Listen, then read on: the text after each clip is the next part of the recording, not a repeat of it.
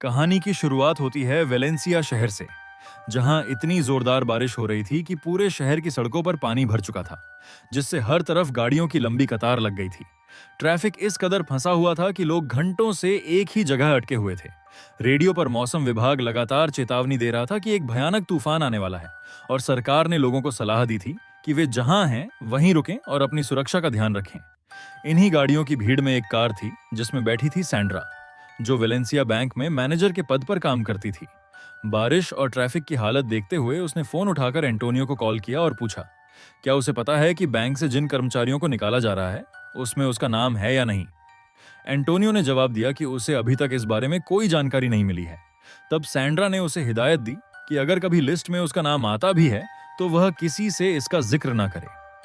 काफी देर बाद सैंड्रा बारिश से बचते हुए अपनी कार से निकली और बैंक तक पहुंच गई। वहां पहुंचते ही उसने स्टाफ से पूछा कि क्या बैंक का अलार्म सिस्टम एक्टिव कर दिया गया है। इस पर माही नाम के कर्मचारी ने बताया कि तेज बारिश और भारी ट्रैफिक की वजह से ज्यादातर स्टाफ अब तक बैंक नहीं पहुंच पाया है। उम्मीद है कि दोपहर तक मौसम थोड़ा ठीक हो जाएगा, फिर वे सारी व्यवस्था संभाल लेंगे।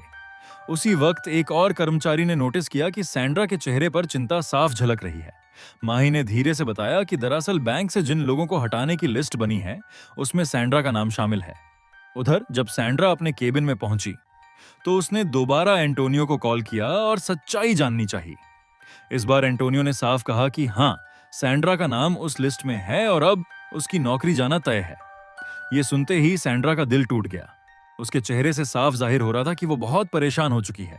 इसी दौरान अचानक कुछ हथियारों से लैस लोग बैंक में घुस आए। उनमें से कुछ ने खुद के शरीर पर बम वाली जैकेट पहन रखी थी। उन्होंने चिल्लाकर बैंक के सभी कर्मचारियों और ग्राहकों को धमकाया और हर किसी को डराकर कंट्रोल में ले लिया। उस वक्त सैंड्रा अपने ऑफिस में थी और अपने रिश्तेदार वॉकन से बात कर रही थी। उसने वॉकन से विनती की कि किसी तरह उसकी नौकरी बच जाए, लेकिन वॉकन ने दो टूक जवाब दिया कि इस मामले में वह कुछ नहीं कर सकता। तभी सैंड्रा के केबिन में दो गुंडे घुस आए। एक का नाम था गैलेगो और दूसरा जैक। उन्होंने सैंड्रा को पकड़कर उसके हाथ पांव बांध दिए और उसे बंदी बना लिया।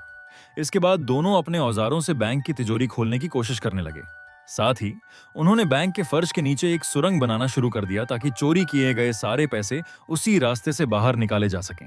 बैंक के बाकी हिस्से में गैंग का लीडर, जिसका नाम यूरुग्वायो था, पूरी स्थिति को कंट्रोल में रखने की कोशिश कर रहा था। वह स्टाफ को अपने इशारों पर चला रहा था ताकि बाहर किसी को इस लूट की भनक तक न लगे। लेकिन तभी उसे पता चला कि किसी ने छुपकर अलार्म का बटन दबा दिया है। यह जानकर यूरुग्वायो गुस्से से तमतमा उठा और उसने उस व्यक्ति को बुरी तरह पीट दिया।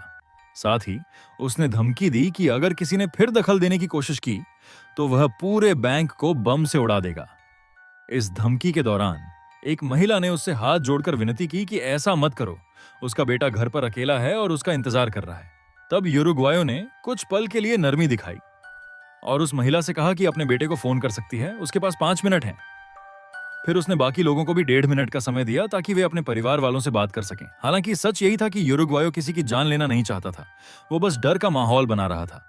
उधर पुलिस को अलार्म सिग्नल मिल चुका था और उन्होंने समझ लिया कि बैंक में कोई बड़ी वारदात हो रही है। डिटेक्टिव डोमिंगो ने तुरंत बैंक के लैंडलाइन पर कॉल किया और फोन किसी गुंडे ने उठाया। उसने सीधा कह दिया कि अगर पुलिस ने उनके काम में रुकावट डाली तो वे सभी बंधकों को मार डालेंगे। फिर उन्होंने पुलिस से एक कार और एक प्लेन की मांग की ताकि वे आराम से फरार हो सकें। डिटेक्टिव डोमिंगो ने कहा कि वह अकेले यह फैसला नहीं कर सकता, इसके लिए उसे ऊपर के अधिकारियों की मंजूरी लेनी होगी। इसी बीच गैलेगो ने अपने बॉस को बताया कि जो सुरंग उन्होंने तैयार की थी वह अब पानी से भर चुकी है, क्योंकि बारिश थमने का नाम ही नहीं ले रही है। ऐसे में उन्होंने आधे घंटे का इंतजार करने का प्लान बनाया ताकि तब तक पानी कुछ कम हो जाए। इस मौके का फायदा उठाकर सैंड्रा ने गैलेगो से कहा कि उसकी नौकरी तो जा ही रही है, लेकिन अगर वह उसकी मदद करे तो उसे एक ऐसी तिजोरी के बारे में बता सकती है जिसमें कुछ ऐसा रखा है जो उनकी पूरी किस्मत बदल सकता है। लेकिन सैंड्रा ने एक शर्त रखी कि उसे उस तिजोरी के बदले हिस्सा चाहिए। बिना उसके हिस्से के वह कुछ नहीं बताएगी। उधर कहानी में एक और मोड़ आता है जब हमें एक नेता जोन्स दिखते हैं जो फिलहाल एक अस्पताल में कोमा में है। उनकी पत्नी मारियाना उनके पास बैठी है और टीवी पर अचानक बैंक डकैती की खबर देखती है। ये देखकर वह घबरा जाती है और तुरंत डिटेक्टिव हुलियो को कॉल करके पूछती है कि क्या यह खबर सच है। हुलियो कहता है कि उसे अभी तक ऐसी कोई खबर नहीं मिली है। मारियाना बताती है कि जिस बैंक में लूट हो रही है वहां उसके पति जोन्स की एक खास तिजोरी है।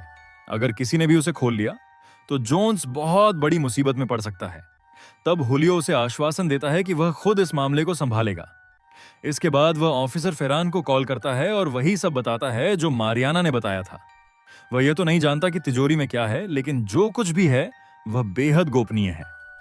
कहानी अब फिर से बैंक के अंदर लौटती है, जहां सैंड्रा गैलेगो को एक वीडियो दिखा रही थी। उस वीडियो में जोन्स एक खास सिक्योरिटी डिपॉजिट की ओर बढ़ रहा है और उसके हाथ में एक हार्ड डिस्क नजर आ रही है।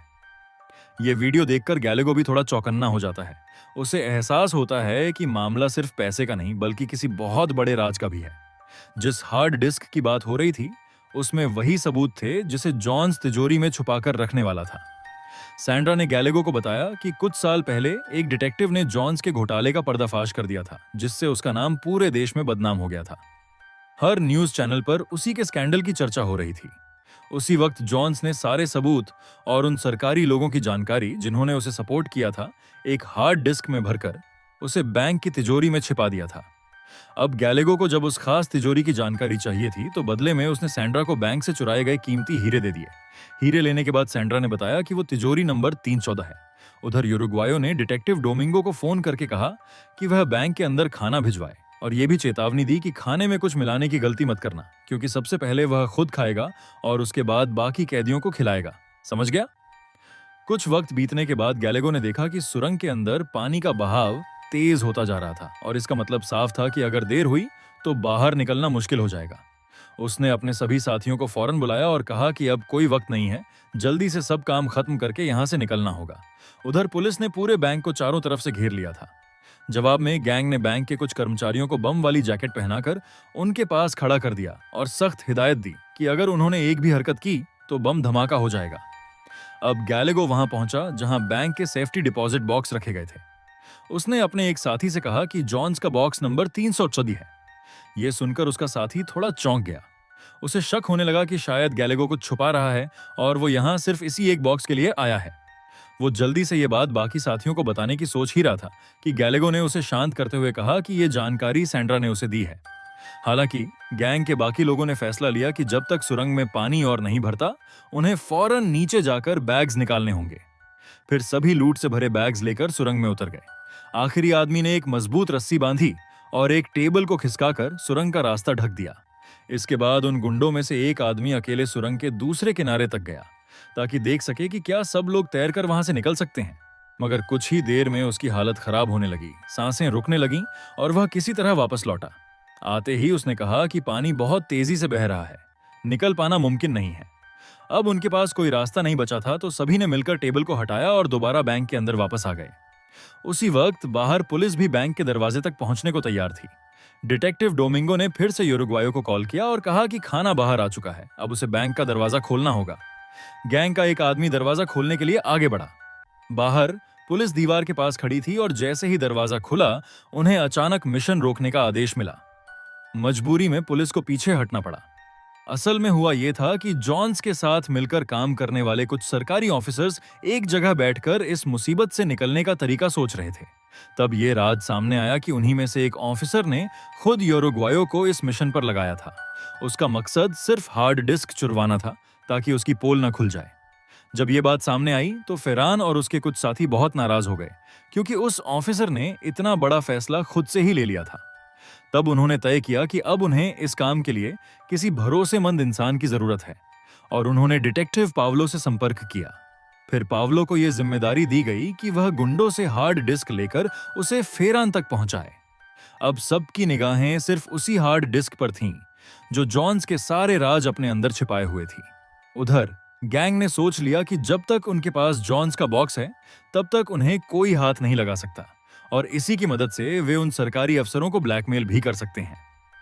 जब यूरुग्वायो को यह बात पता चली कि गैलेगो को बॉक्स नंबर सैंड्रा ने बताया था तो उसे समझ आ गया कि जरूर गैलेगो ने बदले में सैंड्रा को कुछ कीमती चीज दी होगी। अब वो आग बबूला होकर गुस्से में सैंड्रा की तलाश में निकला।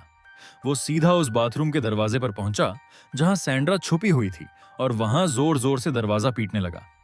गुस्से में भरा यूरुग्वायो खुद पर काबू नहीं रख पाया और बाथरूम में घुसते ही सैंड्रा पर हमला कर दिया। उसने चीखते हुए पूछा कि आखिर उसे बॉक्स नंबर बताने के बदले में क्या मिला है।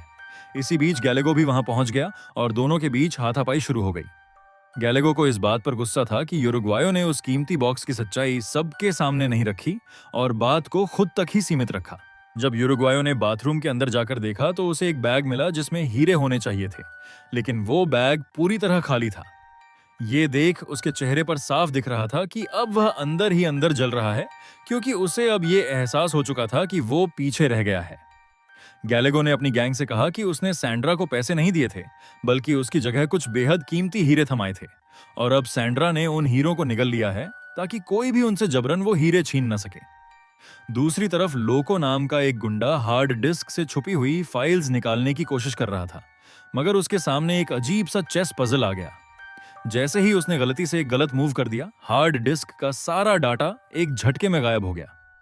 लोगों ने डाटा वापस लाने की हर मुमकिन कोशिश की, पर कोई तरीका काम नहीं आया। कुछ देर बाद डिटेक्टिव पावलो भी इस केस में एक्टिव हो गया। उसने सीधा बैंक में कॉल किया और फोन उठाया खुद यूरुग्वायो ने। पुलिस पहले ही बैंक को चारों तरफ से घेर चुकी थी और इस बात से यूरुग्वायो काफी तिलमिलाया हुआ था, क्योंकि अब भाग निकलने का रास्ता बहुत मुश्किल हो गया था। पावलो ने बताया कि अब इस केस की जिम्मेदारी उसी के पास है। उसने यूरुग्वायो से मिलने की इजाजत मांगी क्योंकि वह गैंग का लीडर था, मगर यूरुग्वायो डर रहा था कि कहीं मिलते ही पुलिस उसे गोली न मार दे। पावलो ने वादा किया कि उसके साथ कुछ गलत नहीं होगा, तब जाकर यूरुग्वायो उससे दरवाजे पर मिलने को राजी हुआ। जब यूरुग्वायो बैंक के बाहर आया तो पावलो ने कहा कि वह उसकी मदद कर सकता है, लेकिन इसके लिए यूरुग्वायो को पावलो की हर बात माननी होगी। बैंक में वापस जाकर यूरुग्वायो ने अपनी पूरी गैंग को बताया कि पावलो उन्हें यहां से सुरक्षित निकाल सकता है, लेकिन गैंग के कुछ लोगों को शक हुआ कि कहीं ये सब पुलिस की कोई चाल तो नहीं है। तब यूरुग्वायो ने उन्हें बताया कि पावलो के प्लान के मुताबिक वे बैंक से सटी एक बिल्डिंग की चौथी मंजिल तक जाएंगे, जहां की एक खिड़की से एक फ्लैट में प्रवेश करेंगे। उस फ्लैट में पुलिस यूनिफॉर्म्स रखी होंगी, जिन्हें पहनकर वे सब वहां से बचकर निकल सकते हैं। उसी वक्त लोगों ने यूरुग्वायो को बताया कि उसकी एक गलती की वजह से हार्ड डिस्क का सारा डाटा मिट चुका है। ये सुनते ही यूरुग्वायो का पारा चढ़ गया। उसने लोगों को बुरी तरह पीटना शुरू कर दिया। गैलेगो ने बीच में आकर उसे शांत करने की कोशिश की, लेकिन जब उसे भी पूरी सच्चाई का पता चला तो उसने भी लोगों की जमकर पिटाई कर दी। अब उन्हें समझ आ गया था कि जिस चीज को लेकर इतना सब किया गया, वो अब उनके हाथ से पूरी तरह निकल चुकी है। अब उन्होंने पावलो की बताई हुई जगह पर जाने का फैसला किया और चुपचाप बैंक से सटी बिल्डिंग में पहुंच गए, जहां पावलो का एक आदमी पहले से उनका इंतजार कर रहा था। वहां पहुंचकर सभी ने पुलिस की यूनिफॉर्म पहन ली, लेकिन उसी समय गैलेगो ने अचानक उस आदमी के सिर पर वार कर दिया और उसे बेहोश कर दिया। अब गैलेगो और बाकी लोग बिना पावलो को बताए वहां से भाग निकले, ताकि किसी को यह पता न चल सके कि हार्ड डिस्क अब खाली हो चुकी है। फिर वो सैंड्रा और टोई को साथ लेकर बिल्डिंग के नीचे पहुंचे। जैसे ही वे दरवाजे के पास पहुंचे, वहां पुलिस गार्ड्स मौजूद थे। गार्ड्स ने जाने से पहले सभी की आईडी चेक करने को कहा। गार्ड्स ने जब सैंड्रा के बारे में पूछा तो गैलेगो ने कहा कि ये औरत उन्हें 5वीं मंजिल पर मिली थी, लेकिन गार्ड्स को उन पर शक हो गया और उन्होंने उन्हें बाहर निकलने से रोक दिया। तभी यूरुग्वायो और उसके साथियों ने पुलिस पर बंदूकें तान दी और जवाब में पुलिस वालों ने भी फौरन अपने हथियार निकाल लिए। एक पल में ही दोनों तरफ से गोलियां चलने लगीं और इसी अफरा तफरी में सैंड्रा की बाजू में गोली लग गई। गैलेगो और यूगो ने उसे फौरन उठाकर बिल्डिंग के एक सुरक्षित कोने में ले गए। दोनों को सैंड्रा के लिए बहुत बुरा लग रहा था। उन्होंने फैसला किया कि अब सैंड्रा को यहीं छोड़कर चले जाएंगे, ताकि आगे चलकर उसकी जान को कोई खतरा ना हो। यूरुग्वायो ने सैंड्रा से कहा कि पुलिस को जितनी देर तक हो सके रोकने की कोशिश करना, और फिर उससे अलविदा कहकर वो दोनों वहां से निकल गए। इसके बाद यूरुग्वायो ने पावलो को फोन मिलाया। पावलो ने साफ कहा कि अब वक्त आ गया है कि वो अपने किए का अंजाम भुगते। उसने यूरुग्वायो से कहा कि वह खुद को पुलिस के हवाले कर दे, लेकिन यूरुग्वायो ने इनकार कर दिया और धमकी दी कि अगर अगले आधे घंटे में उसे और उसकी गैंग को भागने के लिए गाड़ी नहीं दी गई तो वह हर 15 मिनट में एक कैदी को मारना शुरू कर देगा। फोन कटने के बाद पावलो ने हुलियो से बातचीत की और समझाया कि अब उन्हें बहुत समझदारी से कदम उठाना होगा। ये गैंग बहुत चालाक और खतरनाक है और अब तक कभी अपने प्लान में असफल नहीं हुई है। पावलो ने कहा कि उन्हें कैदियों की जान बचाते हुए इस गैंग को किसी तरह बैंक से बाहर निकालना ही होगा। दूसरी ओर यूरुग्वायो और गैलेगो अब सेफ्टी डिपॉजिट वॉल्ट रूम में बैठकर आपस में बीती बातों को लेकर माफी मांग रहे थे। दोनों ने अपनी अपनी सच्चाई एक दूसरे से साझा की और थोड़ी देर बाद दोनों हंसने भी लगे। वहीं लोको, जो पहले ही बाकी सबसे उल्टा सोचता था, अब एक कैदी के प्यार में पड़ गया था। उसकी हरकतें गैंग के लिए परेशानी बन चुकी थीं और अब मामला पहले से ज्यादा उलझ गया था। सारे मिशन के बीच अब एक ऐसा सीन आता है जो थोड़ा अलग और इमोशनल सा है। यूरुग्वायो उस लड़की को, जिसे उन्होंने बंधक बनाया था, एक सुनसान और सुरक्षित जगह ले गया। वहां जाकर उसने अपने लूटे हुए पैसों में से एक अच्छी खासी रकम उसे दे दी। उसने लड़की से कहा कि ये पैसे रख ले, इससे वो अपने पुराने कर्ज को खत्म कर सकती है और अपनी जिंदगी को दोबारा शुरू कर सकती है। लोगों का मानना था कि ये वही पैसे हैं जो उसने उस नेता की तिजोरी से निकाले थे, जो खुद आम जनता का पैसा चुरा चुरा कर अपने खजाने भर रहा था। उस लड़की ने पैसों को अपने कपड़ों में छुपा लिया, फिर बिना कुछ बोले वहां से निकल गई। उधर बैंक में अब गैंग को लगने लगा था कि सब कुछ उनके प्लान के मुताबिक नहीं जा रहा है। यूरुग्वायो ने एक नया दांव चला। उसने पावलो को कॉल किया और कहा कि उसे किसी सरकारी अफसर से बात करनी है। पावलो ने पूछा कि किस बारे में बात करनी है, लेकिन यूरुग्वायो ने कुछ भी साफ साफ नहीं बताया। उसने सिर्फ धमकी दी कि अगर उसकी मांगें पूरी नहीं की गईं, तो अब वह किसी कैदी को नहीं मारेगा, बल्कि वो हार्ड डिस्क का पूरा राज दुनिया के सामने रख देगा। ये सुनते ही पावलो का चेहरा उतर गया, क्योंकि अब बात उसकी भी फंस चुकी थी। असल में वह भी उन्हीं भ्रष्ट ऑफिसर्स में से एक था जो जॉन्स के घोटाले में उसका साथ दे रहे थे।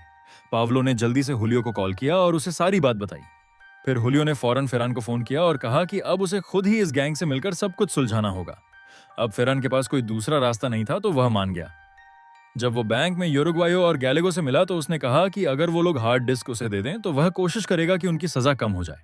मगर गैंग ने उसे झांसा दे दिया। उन्होंने कहा कि अब वो जेल नहीं जाना चाहते, बल्कि वो चुराए गए पैसों के साथ देश छोड़ धना चाहते हैं।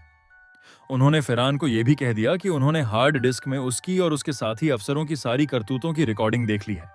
अब यूरुग्वायो ने कहा कि अगर वो चाहता है कि सच्चाई बाहर ना आए, तो उसे जल्दी से एक गाड़ी का इंतजाम करना होगा जिससे वे बैंक से बाहर निकल सकें।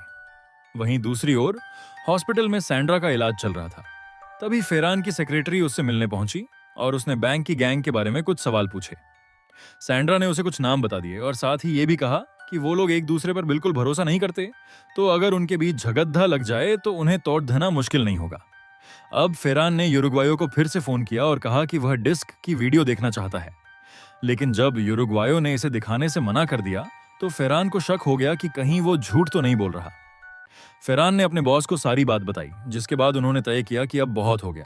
अब पुलिस सीधे बैंक में घुसकर सभी को गिरफ्तार करेगी। तभी पुलिस ने बैंक का दरवाजा जोर से तोड़कर अंदर एंट्री ली और सभी कैदियों को पकड़कर एक बस में बैठा दिया। मगर तभी एक जबरदस्त ट्विस्ट सामने आया।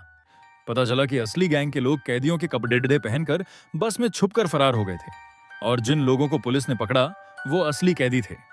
जब तक पुलिस को इस चालाकी की भनक लगी, तब तक यूरुग्वायो और उसकी पूरी टीम बैंक से बाहर निकल चुकी थी।